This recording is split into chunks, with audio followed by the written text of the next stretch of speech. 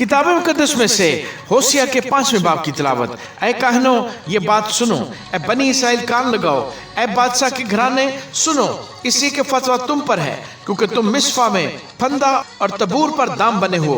बागी खून रेजी में गर्क हैं, लेकिन मैं उन सब की तादीब करूंगा। मैं इफ्राइम को जानता हूँ और इसराइल भी मुझसे छिपा नहीं, क्योंकि ऐ इफ्राइम तूने बदकारी की है, इसराइल नजिस हुआ। उनके अमाल उनको खुदा की तरफ रुजू नहीं होने देते, क्योंकि बदकारी की रूह उनमें मौजूद है और वो खुदावंद को नहीं जानते।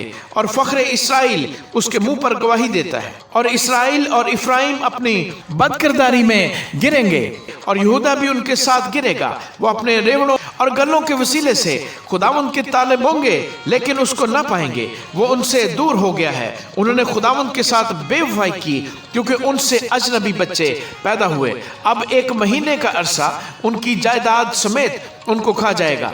जिब्बे में किरना फूंको और रामा में तुरही, बैतून में ललकारो कि ऐ बिन्यामीन खबरदार पीछे देख। तादीब के दिन इफ्राइम वीरान होगा। जो कुछ यकीनन होने वाला है, मैंने इसराइली कबाइल को जता दिया है। यहूदा के उमरा सरहदों को सरकाने वालों की मानद है। मैं उन पर अपना कहर पानी की तरह उंडे लूंगा। इफ्राइम मजलूम और फतवा से दबा है, क्योंकि उसने तकलीद पर कनायत की। पस मैं इफ्राइम के लिए कीड़ा होऊंगा और यहूदा के घराने के लिए घुन। जब इफ्राइम ने अपनी बीमारी और यहूदा ने अपने जख्म को देखा, तो इफ्राइम असूर को गया और उस मुखालिफ बादशाह को दावत दी, लेकिन वो ना तुमको शिफा दे सकता है और ना तुम्हारे जख्म का इंतमाल कर सकता है, क्योंकि मैं इफ्राइम के लिए शेर बब्बर और बनी यहूदा के लिए जवान शेर की मानद होऊंगा। मैं ही फाड़ूंगा और चला जाऊंगा।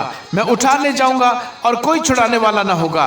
मैं रवाना होऊंगा और अपने मस्कन को चला जाऊंगा, जब तक कि वो अपने गुनाहों का इकरार करके मेरे चेहरे के तालिब ना हो। वो अपनी मुसीबत में बड़ी सरगर्मी से मेरे तालिब होंगे। आमीन।